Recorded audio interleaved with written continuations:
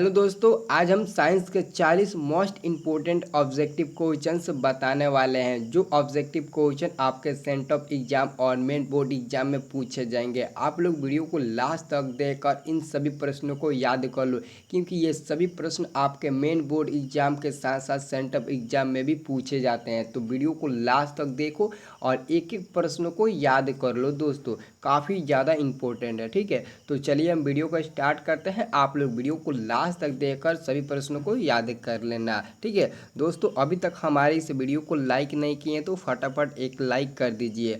दोस्तों आज का आपका प्रश्न है 201 नंबर। ठीक है, 201 नंबर प्रश्न है दोस्तों, निम्न में से किस धातु का गलनांक सबसे कम है? निम्न में से किस धातु का गलनांक सबसे कम है? आंसर ए में दिया है एल्युमिनियम, बी में दिया है सोडियम, और सी में दिया है कॉपर, और डी में दिया है लोहा। तीन में से आपका सही जवाब होगा option number B sodium. Sodium धातु का गलनांक सबसे कम होता है। पहला तो आंसर होगा कि सोडियम एक धातु है। ठीक है, और दूसरा होगा कि सोडियम का गलनांक सबसे कम होता है। आप लोग याद रखना। ठीक है, अब दोस्तों हम लोग 202 नंबर प्रश्न देखेंगे। 202 नंबर प्रश्न है, निम्न में से किस दर्पण की फोकस दूरी धनात्मक होती है? किस दर्पण की फोकस दूरी धनात्मक होती है? दोस्तों ये प्रश्न हम आपको पहले भी बताए थे कि उत्तल दर्पण की फोकस दूरी या फिर उत्तल लेंस की फोकस दूरी धनात्मक होती है, और अवतल लेंस या फिर अवतल दर्पण की फोकस दूरी ऋणात्मक होती है। तो यहाँ पर ऑप्शन नंबर बी में उत्तल लेंस दिया है, तो उत्तल लेंस की फाइनली फोकस दूरी क्या होती है? धनात्मक होती है, यानी कि पॉजिटिव होती है। क्या होती है? पॉजिटिव होती है। तो याद रखना, उत्तल लेंस कहिए या फिर उत्तल दर्पण कहिए, दोनों की फोकस दूरी क्या होती है? धनात्मक होती है। तो याद रखना आंसर हो जाएगा आपका बी नंबर। ठीक है, अब दोस्तों हम लोग अगला प्रश्न पर चलते हैं। अगला प्रश्न है दोस्तों, निम्न में से कौन सा उपधातु है? निम्न में से कौन सा उपधातु है? ZnCa, Ge और C, इनमें से कौन सा उपधातु है? दोस्तों हम आपको कई बार बताए थे कि उपधातु की संख्या 9 होती है, और आप लोग 9 उपधातु को याद कर लेना। ऑब्जेक्टिव में पूछा जाता है, एक ना एक ऑब्जेक्टिव क्वेश्चन हर साल पूछा जाता है उपधातु से। ठीक है, तो आंसर याद रखना, आंसर नंबर सी में दिया है Ge। ठीक है, आपका यही आंसर हो जाएगा। यही Ge को हम लोग क्या कहते हैं? उपधातु कहते हैं। Ge एक उपधातु है, तो आंसर याद रखना, आपका आंसर हो जाएगा सी नंबर। ठीक है, अब दोस्तों हम लोग अगला प्रश्न 4 नंबर देखने वाले हैं। 204 नंबर प्रश्न का होता है, कौन सा अधातु कमरे के ताप पर तरल अवस्था में पाया जाता है? कौन सा अधातु? ठीक है, यहाँ पर दोस्तों ध्यान से पढ़िएगा। अधातु बोल रहा है, धातु नहीं बोल रहा है। धातु बोलेगा तो आंसर दूसरा ही हो जाएगा, और अधातु बोलेगा तो उसका आंसर दूसरा ही हो जाएगा। ठीक है, तो यहाँ पर अधातु पूछा जा रहा है। ठीक है, कौन सा अधातु कमरे के ताप पर तरल अवस्था में पाया जाता है? तो आंसर देखिए, तो ऑप्शन नंबर सी में क्या दिया है दोस्तों? ऑप्शन नंबर सी में ब्रोमीन दिया है। तो आपका जब अधातु कहेगा क्वेश्चन में तो आंसर ब्रोमीन होगा, लेकिन अगर धातु कहेगा तो आपका आंसर क्या होगा? पारा होगा, जो बी में दिया है। ठीक है, लेकिन यहाँ पर अधातु कह रहा है तो आपका आंसर क्या होना चाहिए? ऑप्शन नंबर सी होना चाहिए। ठीक है, उम्मीद करते हैं कि ये क्वेश्चन आपको समझ में आ गया। ठीक है, अब दोस्तों एक प्यारा सा, अभी तक हमारे वीडियो को लाइक नहीं किए तो प्यारा सा लाइक कर दीजिए, और हमारे इस चैनल को सब्सक्राइब नहीं किए तो चैनल को सब्सक्राइब कर लीजिए। साथ में इसी वीडियो के डिस्क्रिप्शन में टेलीग्राम चैनल का लिंक दिया गया है, जाकर आप लोग टेलीग्राम ज्वाइन कर लीजिए। इस क्वेश्चन को टेलीग्राम चैनल पर PDF में छोड़ दिया गया है, जाकर आप लोग टेलीग्राम चैनल से इसे PDF में डाउनलोड कर लीजिए। ठीक है, यह क्वेश्चन ऑलरेडी पहले से टेलीग्राम चैनल पर छोड़ दिया गया है PDF में। ठीक है, तो जाइए फटाफट इस क्वेश्चन को PDF में डाउनलोड कर लीजिए। ठीक है, अब दोस्तों हम 205 नंबर प्रश्न बताने वाले हैं। निम्न में से कौन सा स्वच्छ ऊर्जा स्रोत है? निम्न में से कौन सा स्वच्छ ऊर्जा स्रोत है? ए में है कोयला, बी में है लकड़ी, और सी में है प्राकृतिक गैस, और डी में है इनमें से सभी। तो आपका सही आंसर क्या होगा? ऑप्शन नंबर सी होगा प्राकृतिक गैस। क्या होगा? प्राकृतिक गैस स्वच्छ ऊर्जा स्रोत है। ठीक है, याद रखना, आंसर हो जाएगा सी नंबर। अब दोस्तों हम अगला प्रश्न चलते हैं 206 नंबर। ठीक है, 206 नंबर प्रश्न है, स्वपोषी पोषण के लिए आवश्यक है। स्वपोषी पोषण के लिए आवश्यक है। ऑप्शन नंबर ए में है पर्णहरित, बी में है सूर्य का प्रकाश यानी कि और सी में क्या है? कार्बन डाइऑक्साइड CO2, और डी में है इनमें से सभी। तो पर्णहरित को हम लोग क्लोरोफिल भी कहते हैं। ठीक है, याद रखना क्लोरोफिल या फिर पर्णहरित। ठीक है, तो आंसर हम देंगे ऑप्शन नंबर डी को, क्योंकि ऑप्शन नंबर डी को हम इसलिए देंगे क्योंकि स्वपोषी पोषण के लिए पर्णहरित भी आवश्यक है, सूर्य का प्रकाश भी आवश्यक है, कार्बन डाइऑक्साइड भी आवश्यक है। इसलिए हम लोग तीनों का एक साथ में आंसर देंगे ऑप्शन नंबर डी, क्योंकि ऑप्शन नंबर डी में है इनमें से सभी, तीन में सभी ए और बी तीनों हो जाएगा, तो आपका आंसर क्या होगा, तीनों होगा। ठीक है, तो आंसर हम लोग डी पर टिक लगाएंगे। ठीक है, ए बी पर नहीं टिक लगाएंगे बल्कि डी पर टिक लगाएंगे। ठीक है, अब दोस्तों अगला प्रश्न आ गया, निम्न में से कौन सा संबंध सत्य है, यानी कि कौन सा संबंध सत्य है। ठीक है, तो यहाँ पर देखिए तो ऑप्शन नंबर ए में दिया है वी बराबर आई आर, और बी में दिया वी बराबर आर बटे आई, और सी में दिया वी बराबर आई इंटू आर, और डी में दिया है वी बराबर आई आर स्क्वायर। यहाँ पर टू है जो स्क्वायर के रूप में है। ठीक है, तो याद रखना ये टू क्या है, स्क्वायर के रूप में है। ठीक है, तो इनमें से कौन सा कथन सत्य है, तो आंसर होगा सी नंबर, वी बराबर आई आर होता है। वी को हम लोग क्या कहते हैं, वोल्ट कहते हैं, आई को क्या कहते हैं, करंट कहते हैं, यानी कि करंट यानी कि एम्पियर, और आई को करंट कहते हैं, और आर को क्या कहते हैं, प्रतिरोध यानी कि ओम कहते हैं। ठीक है, तो याद रखना वी को वोल्ट, आई को करंट और आर को ओम कहते हैं यानी कि प्रतिरोध। ठीक है, तो आंसर हो जाएगा ऑप्शन नंबर सी, वी बराबर आई आर होता है। ठीक है, वी बराबर आई इंटू आर होता है। अब अगला प्रश्न हम चलते हैं, देखते हैं। अगला प्रश्न है, निम्न में से कौन एक लिंगी पुष्प है, निम्न में से कौन एक लिंगी पुष्प है, गुड़हल पुष्प या फिर सरसों पुष्प या फिर पपीता पुष्प या फिर गुलाब पुष्प। तो इन चारों में से आंसर कौन होगा, तो इन चारों में से जो आंसर सही होगा वो होगा सी नंबर, पपीता पुष्प। पपीता पुष्प एक लिंगी पुष्प है, याद रखना आंसर हो जाएगा सी नंबर। अगला प्रश्न हम देखेंगे। अगला प्रश्न कहता है दोस्तों, निम्न में से कौन एक उभयलिंगी जंतु है, निम्न में से कौन एक उभयलिंगी जंतु है। ए में है केंचुआ, बी में है बिल्ली, और सी में है कुत्ता, और डी में है बकरी। तो इन चारों में से आंसर कौन सा होगा, तो ऑप्शन नंबर ए हो जाएगा केंचुआ। केंचुआ एक उभयलिंगी जंतु है, केंचुआ ऑप्शन नंबर ए हो जाएगा। अब अगला प्रश्न हम देखेंगे 210 नंबर। 210 नंबर प्रश्न कहता है कि पादपों में पाया जाने वाला वृद्धि हार्मोन निम्न में से कौन सा है। पादपों में पाया जाने वाला वृद्धि हार्मोन निम्न में से कौन सा है, तो दोस्तों याद रखना इसका सही जवाब होगा option number A, gibberellin. Gibberellin हो जाएगा। ठीक है, क्या हो जाएगा, ऑप्शन नंबर ए हो जाएगा जिबरेलिन, जो पादपों में पाया जाने वाला एक वृद्धि हार्मोन है। ठीक है, जिबरेलिन। ठीक है, आंसर हो जाएगा ए नंबर।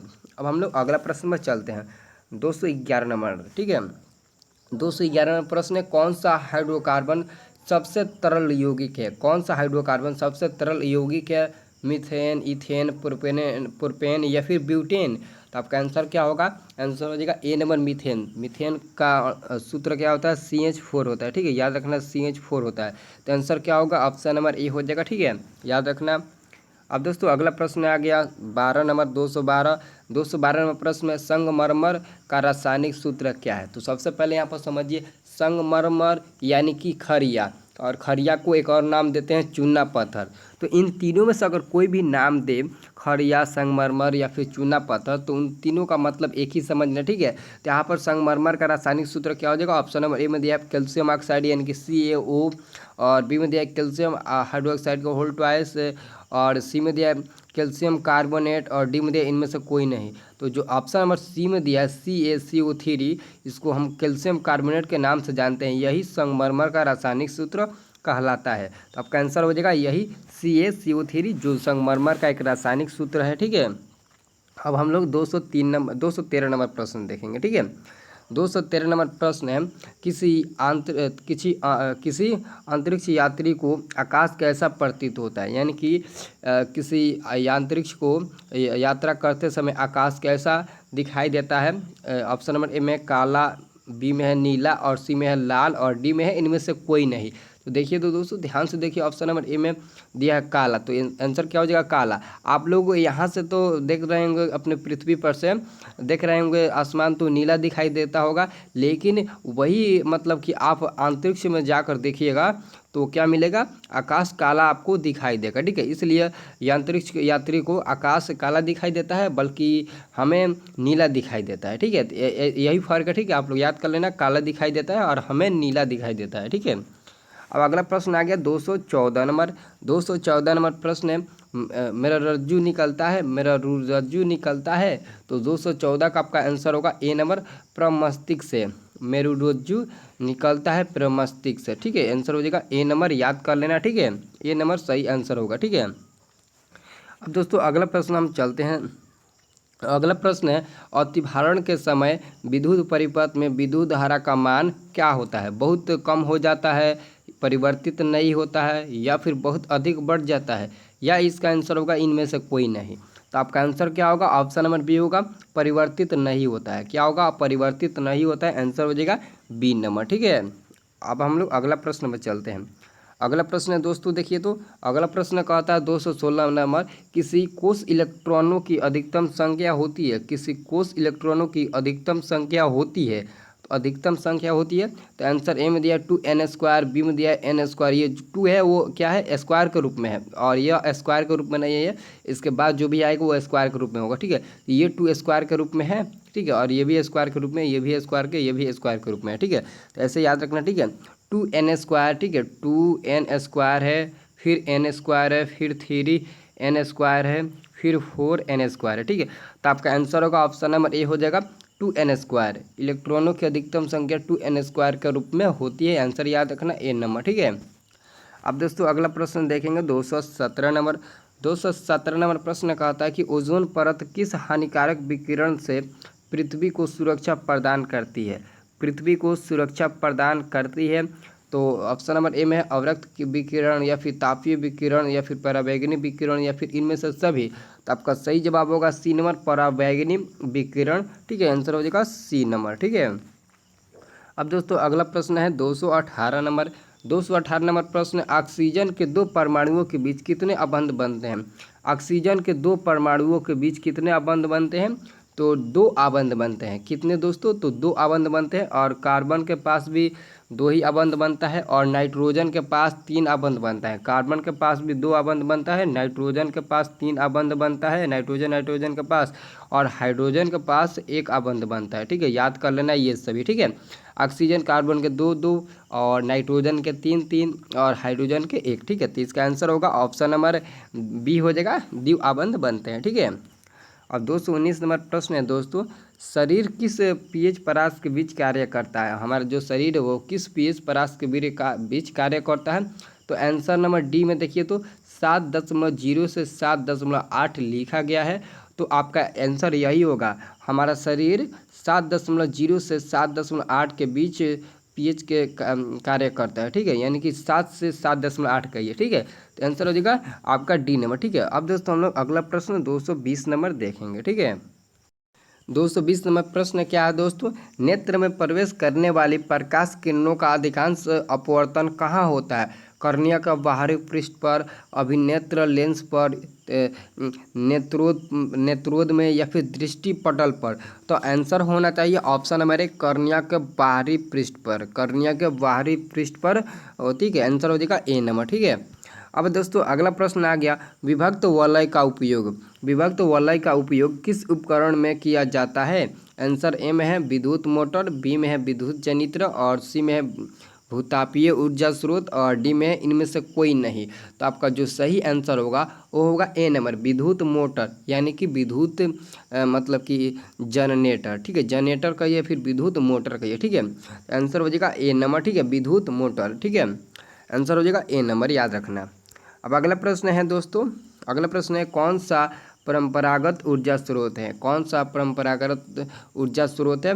ऑप्शन नंबर ए में जैव मात्र यानी कि बायोमास, बी में नाभिकीय ऊर्जा स्रोत, सी में भूतापीय ऊर्जा स्रोत, डी में इनमें से कोई नहीं। तो आपका सही आंसर होगा ए नंबर हो जाएगा बायोमास यानी कि जैव मात्रा। ठीक है, आंसर याद रखना।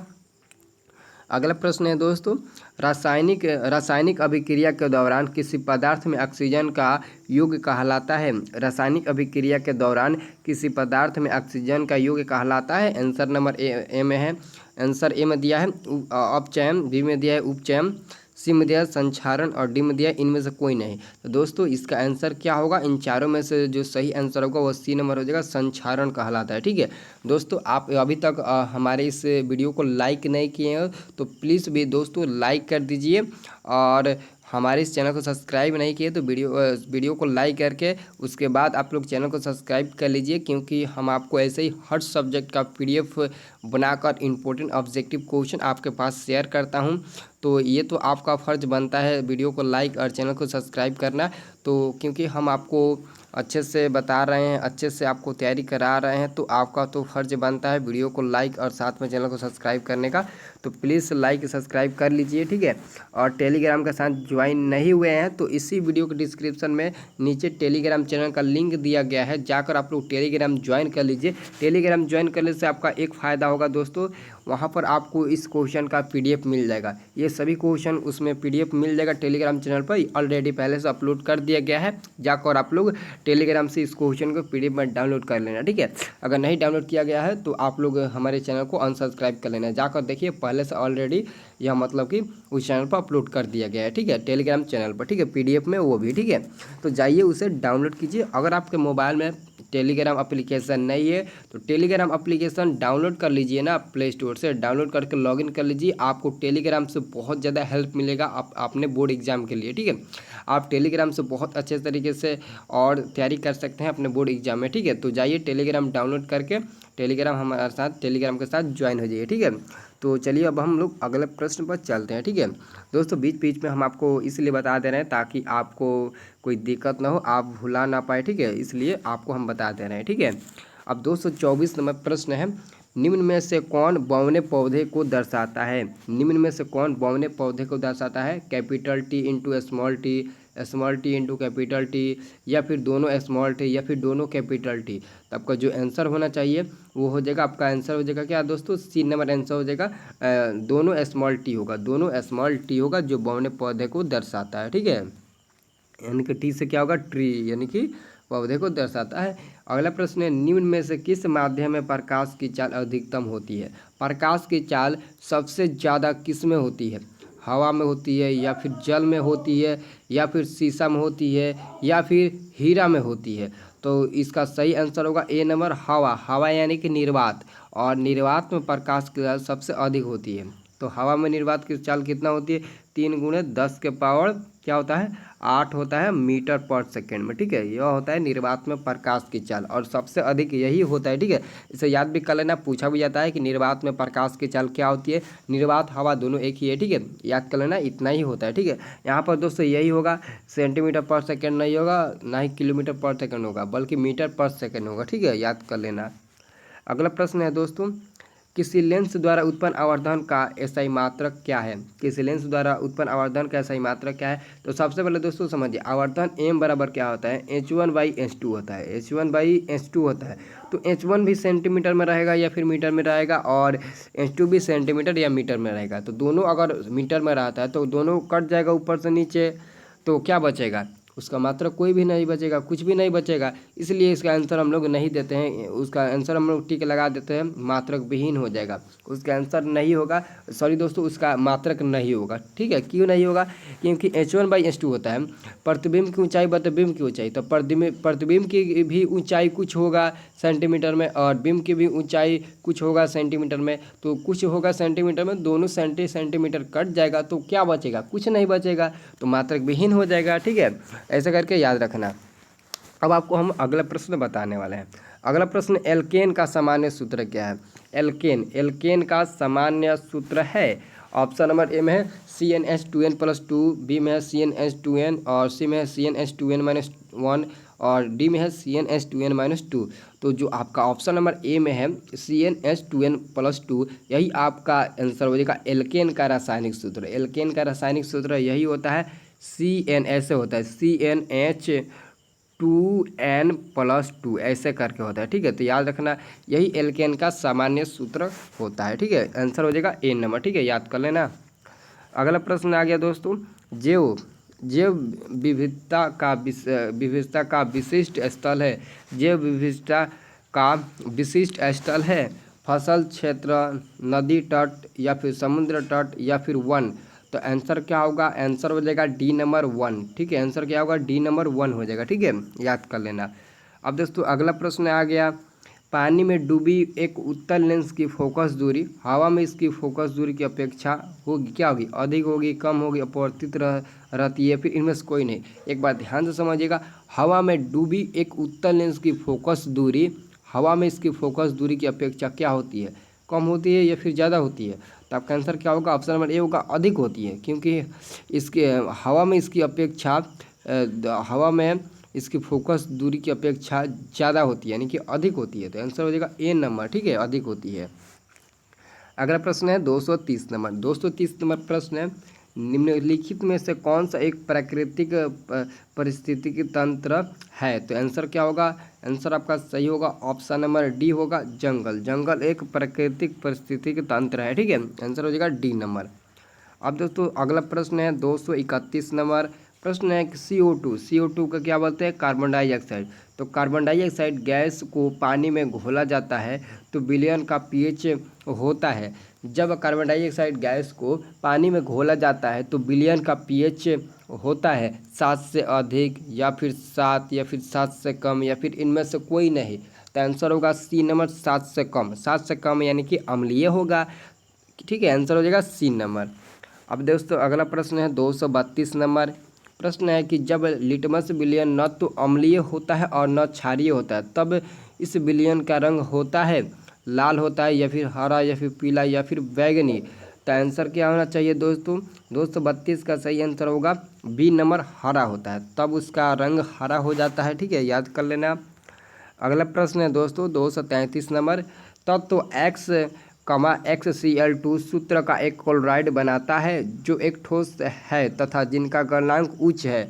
आवर्त सारणी में यह तत्व संभवतः दिए गए किस तत्व के वर्ग अंतर्गत होगा? समूह के अंतर्गत होगा। तो आंसर क्या होना चाहिए? ऑप्शन नंबर ए में सोडियम, बी में है magnesium, aluminium, silicon. Silicon, aluminium, magnesium, sodium. तो आपका आंसर क्या होना चाहिए? आंसर नंबर बी हो जाएगा मैग्नीशियम Mg, ठीक है, याद कर लेना। अब दोस्तों यहाँ पर अगला प्रश्न आ ही गया, नाइट्रोजन के परमाणुक अणु में कैसा अबंध होता है? तो मैं आपको अभी बताया कि नाइट्रोजन में 3 अबंध पाए जाते हैं, तो 3 अबंध ऑप्शन नंबर सी में है, तो हम लोग सी पर टिक लगा देंगे, ठीक है। अब अगला प्रश्न आ गया 235 नंबर। अल्कोहल में उबली पत्ती पर आयोडीन विलयन की कुछ बूंद डालने पर पत्ती का रंग हो जाता है तो नीला काला हो जाता है। क्या हो जाता है दोस्तों? नीला काला, आंसर हो जाएगा सी नंबर, ठीक है। अब दोस्तों अगला प्रश्न आ गया 236 नंबर।